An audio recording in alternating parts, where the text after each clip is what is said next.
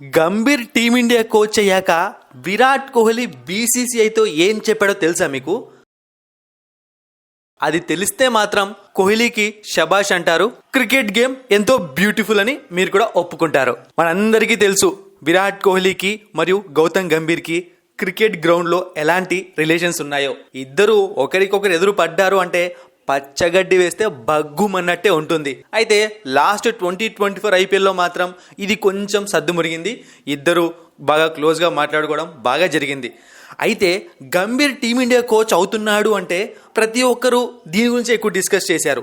కోహ్లీ ఎలా ఉంటాడో టీంలో, కోహ్లీ ఏం చేస్తాడో టీంలో, గంభీర్ ఒప్పుకుంటాడా, ఇలాంటి క్వశ్చన్స్ అందరికీ వచ్చాయి.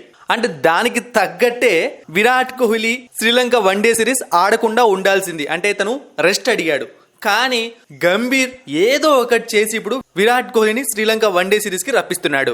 అయితే ఇప్పుడు దీని వెనక గంభీర్ పాత్ర మాత్రమే కాదు, కోహ్లీ పాత్ర కూడా ఉందని చెప్పి వార్త వస్తోంది. అదేంటి అంటే విరాట్ కోహ్లీ గౌతమ్ గంభీర్ కోచ్ అయిన వెంటనే బీసీసీఐతో ఈ విధంగా చెప్పాడట: నాకు గంభీర్కి చాలా ఇష్యూస్ ఉన్నాయి, కానీ క్రికెట్ కోసం అలాగే నా టీం కోసం ప్రతి ఒక్కటి మర్చిపోతాను.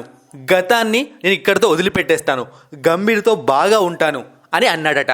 సో ఇప్పుడు అందరికీ ఒక క్లారిటీ వచ్చిందనమాట. గౌతమ్ గంభీర్ ప్రెజర్ పెట్టడం వల్ల మాత్రమే కోహ్లీ రాలేదు. కోహ్లీ కూడా ఇక గంభీర్తో ఎటువంటి ఇష్యూస్ పెట్టుకోకూడదు, వెళ్ళి ఆడేద్దాం ఏమవుతుంది అన్న ఒక స్టెప్ తీసుకున్నాడు కాబట్టే అతను కూడా వచ్చాడు అని చెప్పి అంటున్నారు. అవును, అది కూడా నిజమే. మనం ఆలోచించాలి. ఇంతకుముందు చాలా సార్లు కోహ్లీ రెస్ట్ తీసుకున్నాడు.